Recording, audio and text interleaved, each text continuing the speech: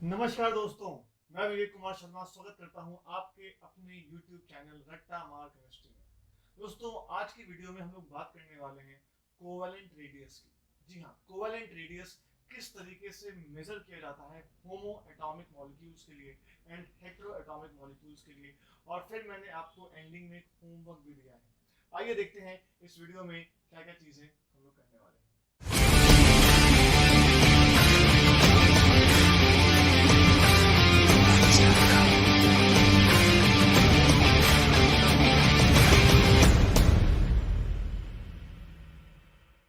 तो दोस्तों, आज हम लोग जो बात करने वाले हैं दैट इज, हम लोग आज एटॉमिक रेडाई में जो इसका सबसे एक इंपॉर्टेंट तरह का रेडियस होता है which is called as covalent radius, आज अपन लोग इसको डिस्कस करेंगे मेरे भाई कि ये कोवेलेंट रेडियस क्या होता है और होमो एटॉमिक मॉलिक्यूल के लिए कैसे डिफाइन करना है इसको, और हेटेरो एटॉमिक मॉलिक्यूल के लिए कैसे डिफाइन करते हैं, क्या फॉर्मूला लगता है, और एंड में मैं आपको एक होमवर्क भी देने वाला हूँ। तो देखिए, अगर हम बात करते हैं यहाँ पर कि कोवेलेंट रेडियस मतलब क्या होता है, सबसे पहले बात करते हैं बहुत ही सिंपल भाई, होमो एटॉमिक के लिए।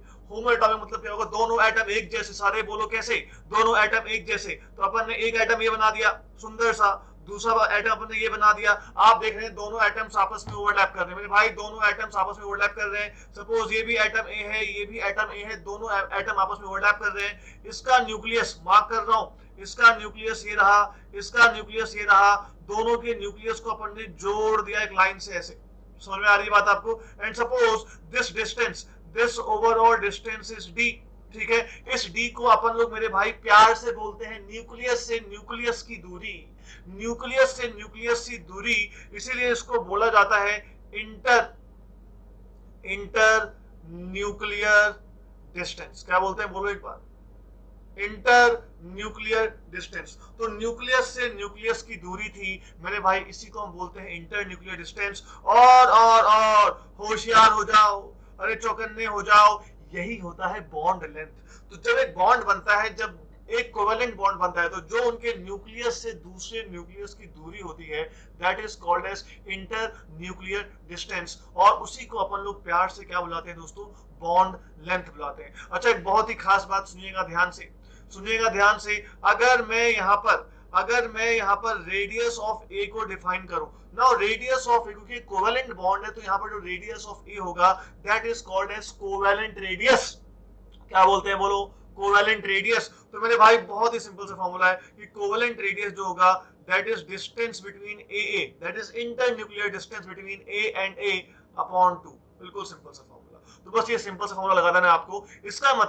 इसका मतलब अगर मैं थोड़ा सा आपको चीजों को जूम करके समझाने की कोशिश करूं तो शायद आप समझ पाएंगे कि यहां से, इस वाले सेंटर से लेके यहां तक का डिस्टेंस, ये आधा, तो यहां से लेके यहां तक इसके मिडिल पॉइंट तक का डिस्टेंस को मैं एक लाइन ऐसे बना देता हूं, like this distance, this is R A, and again this distance is R A.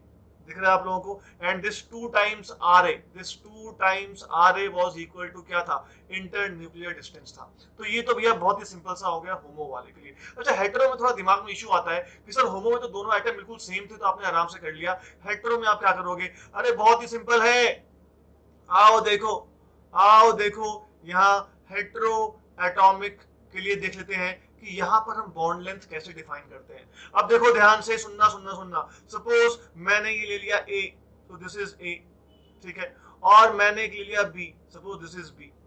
Obvious सी बात है, दोनों का साइज अलग अलग हो सकता है, तो मैंने ए और बी ऐसे लिया। अब देखिएगा ध्यान से, यहाँ पर और यहाँ पर दोनों का न्यूक्लियस है, और मेरे भाई इस बार भी न्यूक्लियस से न्यूक्लियस की दूरी, नाभिक से दूसरे नाभिक की दूरी, इसको बोला जाता है इंटर न्यूक्लियर डिस्टेंस। क्या बोलेंगे इसको, बताइए? Inter nuclear distance. तो अपन ने इस तरीके से नाभि से नाभि तक की दूरी को इस तरीके से अपन ने डिफाइन कर दिया। अब यहाँ ना कुछ बातें आपको सीखनी है, समझनी है, ध्यान दीजिएगा। मैं फिर से एक लाइन ऐसे पास कर रहा हूँ, एक लाइन ऐसे पास कर रहा हूं। Now this distance is R A, and मेरे भाई this distance is R B, that is R A मतलब क्या होगा, बोलो, कोवेलेंट रेडियस ऑफ ए, सारे बोलो, covalent radius of A. R B बोलो क्या होगा, कोवेलेंट रेडियस ऑफ बी। और ये डिस्टेंस क्या आपको दिख रहा है, क्या आपको ये डिस्टेंस दिख रहा है?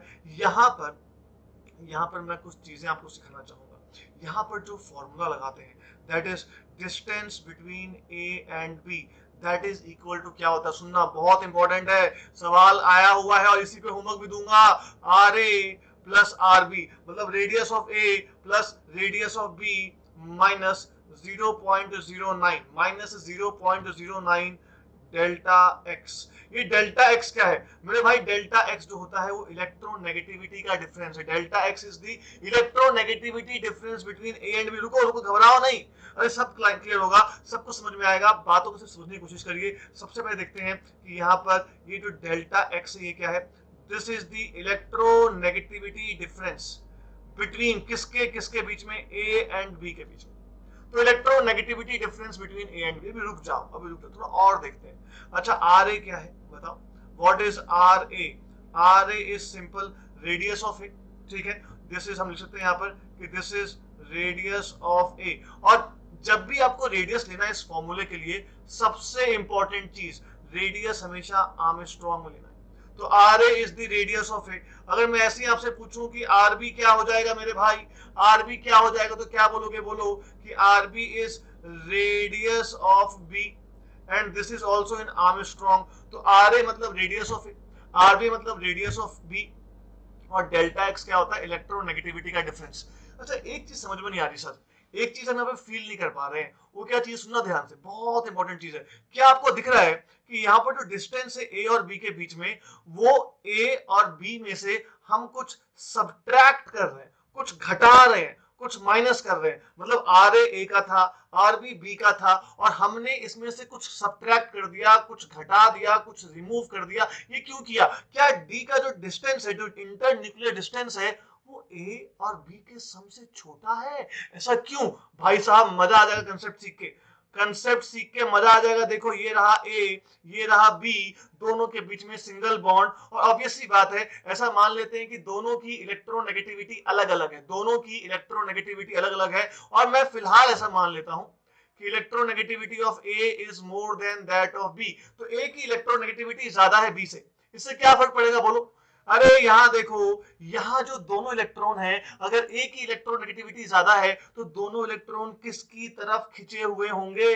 दोनों इलेक्ट्रॉन ए की तरफ मेरे भाई, दोनों इलेक्ट्रॉन ए की तरफ, ए की तरफ, ए की तरफ खिंचे हुए होंगे। इससे ए को क्या महसूस होगा कि मेरे आसपास खूब इलेक्ट्रॉन है, खूब इलेक्ट्रॉन है, और उस पे आपको पार्शियल नेगेटिव चार्ज दिखाई देगा। सारे बोलो हाँ हाँ हाँ हाँ हाँ। तो ए पे चार्ज आ रहा है पार्शियल नेगेटिव। मेरे भाई, बी से इलेक्ट्रॉन दूर जा रहे हैं, बी से इलेक्ट्रॉन दूर जा रहे हैं, तो बी पे चार्ज आ रहा है पार्शियल पॉजिटिव। क्या आपको दो ऑपोजिट चार्ज क्रिएट होते दिखाई दे रहे हैं? तो जो आपको ये दो ऑपोजिट चार्ज क्रिएट होते दिखाई दे रहे हैं, ये दोनों चार्जेस एक दूसरे को अट्रैक्ट करेंगे। ए बी को अट्रैक्ट करेगा, बी ए को अट्रैक्ट करेगा, बिकॉज उनके ऑपोजिट चार्जेस हैं। इससे वो और पास आ जाएंगे, और पास आ जाएंगे, तो साइज, जो डिस्टेंस है, वो कम हो जाएगा। तो तभी आपने ए के रेडियस प्लस बी के रेडियस माइनस कुछ किया था, बिकॉज इलेक्ट्रोनेगेटिविटी के कारण दोनों पास आएंगे, डिस्टेंस कम हो जाएगा। तो मेरे भाई, ये लॉजिक था यहाँ पे जो हमने देखा, यहाँ पर जो हमने देखा ये चीज। नाउ दिस फॉर्मूला जो हमने यहाँ पे लिखा है, ये फॉर्मूला हमें दिया था एक भाई साहब जिनका नाम था शूमेकर। अरे जूता नहीं बनाते थे, साइंटिस्ट का नाम था, साइंटिस्ट का नाम था शूमेकर, इसलिए इस फॉर्मूले को बोलते हैं प्यार से Schomaker formula. This is called as Schomaker. बहुत ही सिंपल सा फॉर्मूला है कि distance between A and B is what? Radius of A plus radius of B minus 0.09 times difference in electronegativity. और यहाँ पर जो रेडियस है वो किस में लेना है बताओ? आर्मस्ट्रांग में। ए का रेडियस भी आर्मस्ट्रांग में, बी का रेडियस भी आर्मस्ट्रांग में। अब मैं आपको जाते जाते एक छोटा सा होमवर्क, मैं चाहता हूं कि इसका आंसर निकाल के आप लोग नीचे कमेंट सेक्शन में कमेंट करेंगे। अबे सब के सब जिन्होंने वीडियो यहाँ तक देखा है, वो सबके सब इस होमवर्क का आंसर नीचे कमेंट करेंगे, सॉल्व करेंगे। पेपर निकालो जल्दी से, 1 मिनट वीडियो को पॉज करो, पेपर दौड़ के लेके आओ, पेन लेके आओ, जल्दी से सवाल लिखो। सवाल क्या है भैया? कि बहुत ही सिंपल सा सवाल, सुनिएगा ध्यान। सवाल क्या है कि हमने लिखा है यहाँ पर कि एक्स का जो बॉन्ड लेंथ है वो आपको दिया हुआ है, सपोज 1 आर्मस्ट्रांग, ठीक है। कार्बन का जो आपका बॉन्ड लेंथ है, ठीक है, ये आपको दिया हुआ है सपोज 1.54 आर्मस्ट्रॉन्ग, तो x और x का बॉन्ड लेंथ दे दिया, c और c का बॉन्ड लेंथ दे दिया, और आपको क्या दे दिया उसने, ध्यान से इलेक्ट्रोनेगेटिविटी x की दे दी 3 और इलेक्ट्रोनेगेटिविटी कार्बन की दे दी आपको 2। आपको c और x का जो बॉन्ड लेंथ है इसको आइडेंटिफाई करना है। तो दिस इज योर होमवर्क कि आपको CX बॉन्ड लेंथ को कैलकुलेट करना है कि कितना आएगा। मैं आंसर को पिन कर दूंगा कुछ टाइम बाद, लेकिन सबको ये सवाल सॉल्व करके नीचे कमेंट में इसका आंसर देना है। चलिए, इसके साथ ज्ञान सीखते रहिए, लोगों को सिखाते रहिए, आगे बढ़ते रहिए, मस्त रहिए, स्वस्थ रहिए। धन्यवाद, जय हिंद।